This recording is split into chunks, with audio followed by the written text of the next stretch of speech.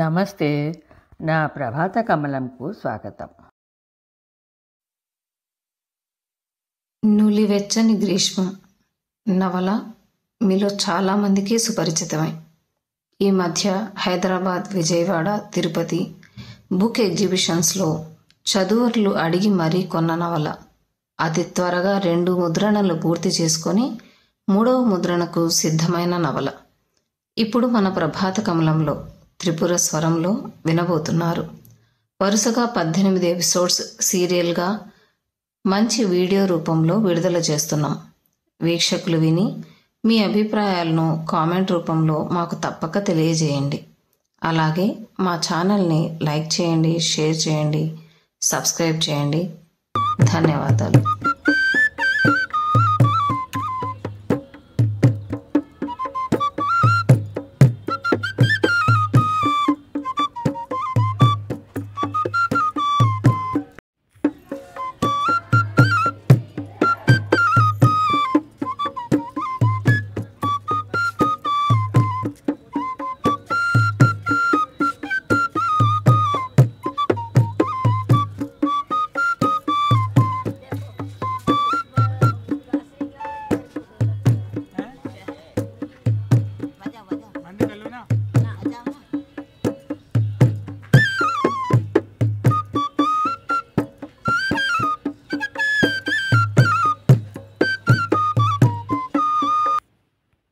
అండి, coffee.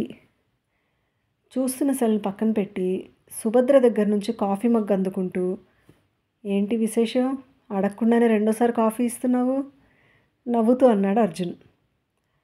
Coffee ఇవ్వటము విశేషమేనా అంటూ తను ఒక కాఫీ మగ్ తీసుకుని చేతిలోని ట్రేను సైడ్ టేబుల్ మీద పెట్టి కుర్చీలో కూర్చుంటూ, అబ్బా, ఇంకా ఏప్రిల్ అయినా రాలేదు, ఎండ మొదలైంది అంది సుభద్ర. కోయ్ కోయ్, ఈ మాత్రం ఎండకైనా? నాకు తెలుసులే, అమెరికా వెళ్తున్నానని గొప్పలు పోతున్నావు వెక్కిరిచ్చాడు. మరే అంటూ ప్యాకింగ్ పూర్తి చేయాలి, కాఫీ తొందరగా ముగించండి హెచ్చరించింది. రాత్రి 11ంటికి కదా వెళ్ళేది, దాదాపు అంతా సర్దడం అయిపోయింది కదా, మెడిసిన్స్ వచ్చాక అవి పెట్టుకోవాలంతే జవాబిచ్చాడు అర్జున్. మాటల్లోనే మెడికల్ షాప్ అతను కవరు, బిల్లు తీసుకొచ్చి ఇచ్చాడు. అతనికి పే చేసి సూట్ కేసులో పెట్టేందుకు లోపలికి వచ్చారు ఇద్దరు. 4 సూట్ కేసులు, 2 క్యారీ బ్యాగ్స్, హ్యాండ్ బ్యాగ్స్ సర్దుకున్నారు.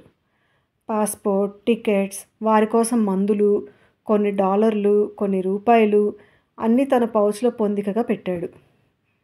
పిల్లలిద్దరూ అమెరికా రమ్మని ఎప్పటి నుంచో అడుగుతున్నారు. కూతురు కోడలు డెలివరీస్కి కూడా వీలు కాక వెళ్ళలేదు, బియ్యాల వారే వెళ్ళొచ్చారు. ఆ అవసరము లేకపోవడంతో ఎప్పటికప్పుడు మీరే వస్తున్నారు కదా అని దాటేశాడు. కానీ సుభద్ర కూడా ఓసారి వెళ్ళి రావాలని ముచ్చట పడడంతో ఇక కాదనలేకపోయాడు. అప్పుడే కొడుకు అభిమన్యు ఫోన్ చేశాడు. హాయ్ డాడ్, ప్యాకింగ్ అయిపోయిందా? ఎన్ని సూట్ కేసులు తెస్తున్నావు అడిగాడు అభి. నాదేముందిరా, అంతా మీ అమ్మ పెత్తనం, వద్దంటున్నా వినకుండా పచ్చళ్ళు, స్వీట్స్ అంటూ 4 సూట్ కేసులు చేసింది అన్నాడు అర్జున్. నేను చేశానా? మీరే కదా, ఈ కాస్త ఏం సరిపోతాయి, ఇంకొంచెం పెట్టు అని అన్ని స్వీట్స్, పచ్చళ్ళు చేయించారు ఉక్రోషంగా అంది సుభద్ర. నాకు తెలుసు, ఒకరిని మించి ఒకరు అంత లగేజ్ చేస్తారని.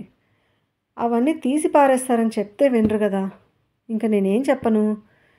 మెడిసిన్స్ అన్నీ పెట్టుకోండి, హెల్త్ ఇన్సూరెన్సు, పాస్పోర్టు అన్నీ దగ్గర పెట్టుకో డాడీ. ముఖ్యంగా నీకు చెప్పేది ఏంటంటే, ఎయిర్పోర్ట్లో ఎవరన్నా ఏమైనా మీ బ్యాగ్లో పెట్టుకోండి అని ఇస్తే, అభి మాట పూర్తి కాకుండానే నాకు తెలుసులేరా అన్నాడు అర్జున్. అంతేకాదు డాడీ, ఎవరికో ఏదో ప్రాబ్లం వచ్చిందని వాళ్ళ ప్రాబ్లంలోకి వెళ్ళకు, సహాయం అంటూ వెళ్తే మీరు చిక్కుల్లో పడతారు. సరేలేరా అంటూ సెల్ సుభద్రకి ఇచ్చేశాడు అర్జున్. తల్లికి కాసిన జాగ్రత్తలు చెప్పి హ్యాపీ జర్నీ చెప్పి పెట్టేశాడు అభి. ఆ వెంటనే కూతురు స్ఫూర్తి కూడా ఫోన్ చేసి ఇంకాసిన జాగ్రత్తలు చెప్పింది. పిల్లలిద్దరికీ మీరు ఎయిర్పోర్ట్లో ఏం అడ్వెంచర్స్ చేస్తారనే భయం నాకు అనుకోండి. అండి ప్లీజ్, మీరు ఏం జరుగుతున్నా చూస్తూ నన్ను అంటుకోకు నా మాలకాకి అన్నట్లు ఉండడం నా వల్ల కాదు. వద్దంటే చెప్పు, టికెట్స్ క్యాన్సిల్ చేస్తాను. కోపంగా అన్నాడు అర్జున్. భర్త కోపం చూసి మౌనంగా ఉండిపోయింది సుభద్ర. హైదరాబాద్ నుంచి ముంబై నుంచి ప్యారిస్ ప్రయాణం సాఫీగా సాగిపోయింది. ప్యారిస్ 5-6 గంటల బ్రేక్ ఉంది. ఆ కాసేపు అర్జున్ను కాస్త కనిపెట్టుకుని ఉంటే చాలు. లేకపోతే ఎవరికో ఏదో అవసరం వచ్చిందని సిరికేం చెప్పడన్నట్లు బుర్రన ఉరుకుతారనుకుని, అండి ఇక్కడే ఉంటారుగా, నేను ఇప్పుడే రెస్ట్ రూమ్కి వెళ్ళొస్తాను అని అడిగింది సుభద్ర కాస్త అనుమానంగా చూస్తూ. సీరియస్గా చూశాడు అర్జున్. బాప్రే, ఇంకేమైనా అంటే 2 మొట్టికాయలు వేసినా వేస్తారు అనుకుంటూ వెళ్ళింది సుభద్ర.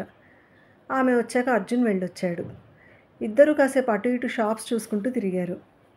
ఎంత ట్రాలీ సూట్ కేసులైనా లాగుతూ తిరగటం ఇబ్బందిగానే అనిపించింది. అప్పుడు మటుకు అబ్బా, పిల్లలు అన్నట్లు ఇన్ని సూట్ కేసులు లేకుండా ఉంటే బాగుండు అనిపించింది ఇద్దరికి.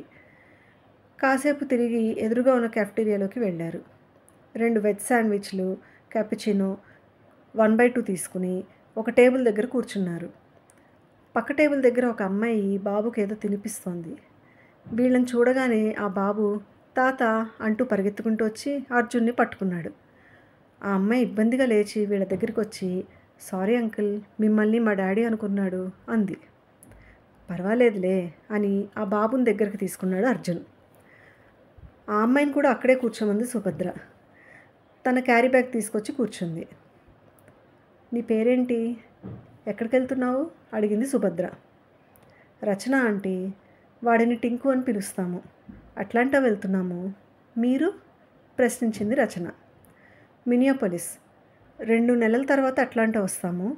అక్కడ మా అమ్మాయి ఉంది బదులిచ్చింది సుభద్ర. ఓ నైస్ ఆంటీ, వీలైతే అక్కడ కలుసుకుందాము అంది రచన.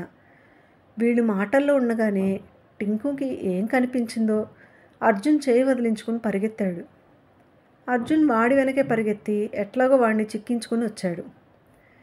గస తీసుకుంటూ నుదుటి మీద చిరు చెమటలు అలుముకుంటూ ఉండంగా కుర్చీలో కూర్చున్నాడు అర్జున్. అర్జున్ చేతిలో నుంచి పట్టు విడిపించుకుని మళ్ళీ పరిగెత్తాడు టింకు. వాడి వెనక రచన పరిగెత్తింది. హ్యాండ్ బ్యాగ్లో నుంచి టిష్యూ తీసి అర్జున్ నుదుటి మీద చెమట తుడిచి మంచినీళ్ళ సీసా ఇచ్చింది సుభద్ర. ఆయాసపడుతున్న అర్జున్తో, మీరసలు, అర్జున్ సీరియస్ చూపులు గమనించి ఆపేసింది. టింకు కాస్త బొద్దిగా హెల్దీగానే ఉన్నాడు. వాడి వెనక పరిగెత్తటం, వాడిని పట్టుకోవటం అసలు ఈయనకు సాధ్యమేనా?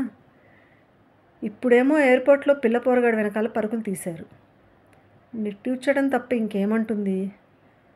ఏమన్నా అంటే నేను ఫౌజీని అట్లా పట్టనట్లు ఊరుకోలేను అని పెద్ద స్పీచ్ ఇస్తారనుకుని కాస్త తమాయించుకుంది. రచన వాడిని తీసుకుని వస్తూ, వీడు మిమ్మల్ని చాలా ఇబ్బంది పెడుతున్నాడు, సారీ, ఇంకా మనం గేట్ దగ్గరికి వెళ్దామా, ట్రైన్లో వెళ్ళాలి అని తన బ్యాగ్ తీసుకుంది. ట్రైన్ దిగాక డిస్ప్లే బోర్డ్ చూసి, మీది 35 గేట్, నాది 52 గేట్, మీరు అటు వెళ్ళాలి, నేను ఇటు. టింకు, తాతకు అమ్మమ్మకు బాయ్ చెప్పు అంది రచన. వాడు రచనతో రానని అర్జున్తో వెళ్తానని ఏడుపు లంకించుకున్నాడు. తాతని నెత్తుకోలేరు, నేను ఎత్తుకుంటాను, దిగాక తాత దగ్గర కూర్చుంది కానివి అని వాడికి చెప్తూ మీరు వెళ్ళండి అని వీళ్ళకి సైగ చేసింది. వీళ్ళ గేట్ దగ్గరకు వచ్చి కూర్చున్నారు.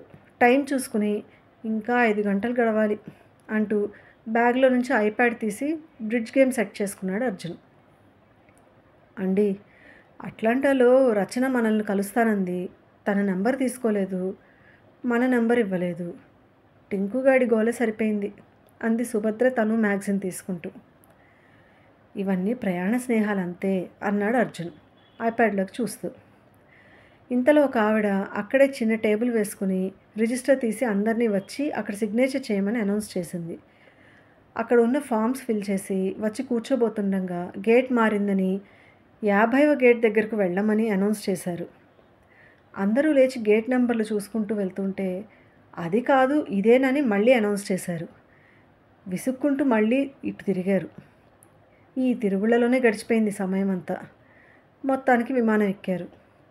విమానంలో ఏ సాహసము చేసే అవకాశం ఉండదు కాబట్టి అర్జున్ సంగతి వదిలేసి హాయిగా తినటం నిద్రపోవటమే. 12 గంటల సుదీర్ఘ ప్రయాణం తర్వాత మినియాపోలిస్ చేరారు. ఫార్మాలిటీస్ అన్నీ ముగించుకుని అభిని ఎక్కడున్నావు అని సెల్లో అడుగుతూ బయటకు వచ్చేసరికి బ్యాగేజ్ క్లెయిమ్ దగ్గర కనిపించాడు. చాలా నెలల తర్వాత చూసిన కొడుకును ఆర్తిగా హత్తుకున్నారు. అభి ఇద్దరు చుట్టూ చేయి వేసి హగ్ చేసుకుంటూ, ప్రయాణం బాగా జరిగిందా? మమ్మీ, డాడీ నిన్నేమీ భయపెట్టలేదు కదా? సరదాగా అడిగాడు. మీ డాడీ మామూలుగా రావటమా? కాకపోతే చిన్న ఝలక్ ఇచ్చారులే, నవ్వుతూ జవాబిచ్చింది.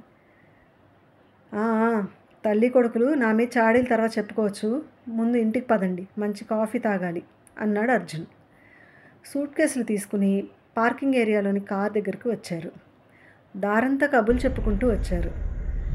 కార్ దగ్గరికే కోడలు శశి, మనవరాలు ఆరాధ్య, మనవడు ఆకాష్ వచ్చారు. బామ్మ, తాత అంటూ పిల్లలిద్దరూ చుట్టుపోయారు. బామ్మ, తాతను లోపలికి రానియండ్రా. ఆంటీ, అంకుల్ రండి అంటూ వాళ్ళ చేతిలో నుంచి బ్యాగ్స్ తీసుకుంది శశి. ఫ్రెషప్ అయ్యి పిల్లలతో కబుర్లు చెప్తూ కోడలు పెట్టిన వేడివేడి భోజనం చేయగానే ఇద్దరికి కళ్ళ మీదకి నిద్ర కూరుకొచ్చింది. అభి జెట్లాగ్ ఉంటుంది, ఇప్పుడే నిద్రపోకండి, కాస్త ఆపుకోండి అని హెచ్చరిస్తున్నా ఆగలేక మా వల్ల కాదబ్బాయి అని వెళ్ళి పడుకున్నారు.